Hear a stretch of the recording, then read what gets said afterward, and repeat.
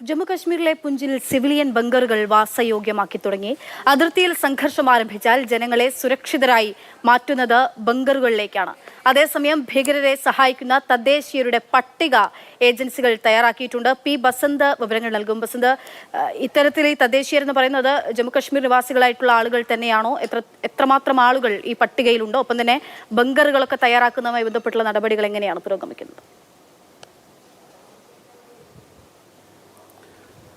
അല്പസമയം മുമ്പാണ് ഇതുമായി ബന്ധപ്പെട്ട വാർത്ത പുറത്തു വന്നത്. പൂഞ്ചിൽ, അതായത് നിയന്ത്രണ രേഖയ്ക്ക് സമീപമുള്ള പൂഞ്ചിലും രജൌരിയിലുമുള്ള ബങ്കറുകൾ, സിവിലിയൻ ബങ്കറുകളാണ്. ഇവയെല്ലാം തന്നെ വൃത്തിയാക്കുന്ന നടപടികൾ തദ്ദേശീയർ തുടങ്ങിയിട്ടുണ്ട് എന്നുള്ളതാണ്. അതായത് ഒരു സംഘർഷമോ ഏറ്റുമുട്ടലോ വരാനുള്ളൊരു സാധ്യത മുന്നിൽ കണ്ടുകൊണ്ടാണ് ഇപ്പോൾ അവിടെ ഉള്ള ആൾക്കാർ തന്നെ, പ്രാദേശികവാസികൾ തന്നെ ബങ്കറുകൾ വൃത്തിയാക്കുന്ന നടപടികളിലേക്ക് പോകുന്നത്. ഈ രണ്ടിടത്തുമായി പൂഞ്ചിലും രജൌരിയിലും, അതായത് നിയന്ത്രണ രേഖയ്ക്ക് സമീപമുള്ള പൂഞ്ചിലും രജൌരിയിലുമായി ഏകദേശം 2500-ലധികം ബങ്കറുകളാണുള്ളത്. ഇവയിൽ തന്നെ ഏകദേശം 92 കമ്മ്യൂണിറ്റി ബങ്കറുകളാണ്. അതായത് വലിയ ബങ്കറുകളാണ്. ഒരു വലിയ ജനക്കൂട്ടത്തിന് ഒന്നിച്ച് താമസിക്കാൻ കഴിയുന്ന സൗകര്യങ്ങളൊക്കെ ഉള്ള സ്ഥലമാണ്. ഇപ്പോൾ പൂഞ്ചിൽ തന്നെ സലോട്രി എന്ന് പറയുന്ന നിയന്ത്രണ രേഖയ്ക്ക് തൊട്ട് സമീപമുള്ള ഒരു ഗ്രാമത്തിൽ ആൾക്കാർ ഇപ്പോൾ തന്നെ ബങ്കറുകളിലേക്ക് മാറി തുടങ്ങി എന്നുള്ളതിൻ്റെ ദൃശ്യങ്ങളും പുറത്തു വന്നിട്ടുണ്ട്. ബുള്ളറ്റ് പ്രൂഫ് ബങ്കറുകളാണ്. കേന്ദ്ര സർക്കാരും സംസ്ഥാന സർക്കാരും ചേർന്നാണ് ഈ സിവിലിയൻ ബങ്കറുകൾ ഇവിടെ നിർമ്മിച്ചിട്ടുള്ളത്.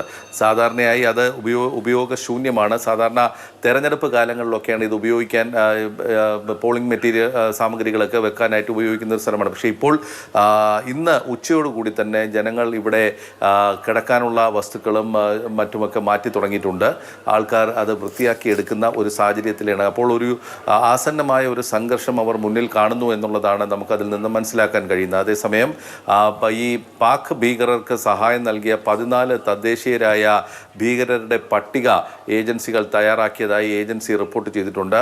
ഇതിൽ പലരും ഈ പാക് ഭീകരർക്ക് പണവും അതോടൊപ്പം തന്നെ താമസ സൗകര്യം, ഭക്ഷണം തുടങ്ങിയ മറ്റ് സഹായങ്ങളൊക്കെ തന്നെ കാശ്മീരിലേക്ക് എത്തിക്കഴിഞ്ഞാൽ നൽകുന്ന കൂട്ടരാണ്. പലരും ഈ ഭീകര സംഘടനകളായ ജെയ്ഷെ മുഹമ്മദ്, ലഷ്കർ എ തൊയ്ബ തുടങ്ങിയ സംഘടനകളിലൊക്കെ പ്രവർത്തിക്കുന്നവരുമാണെന്നാണ് ഇപ്പോൾ ഏജൻസികൾ വ്യക്തമാക്കുന്നത്. ശരി, പി ബസന്താണ് വിവരങ്ങൾ നൽകിയത്. പലതരത്തിൽ പല മാർഗത്തിൽ നമ്മൾ തയ്യാറെടുക്കുന്നു എന്നുള്ളതാണ് പറയാനുള്ളത്.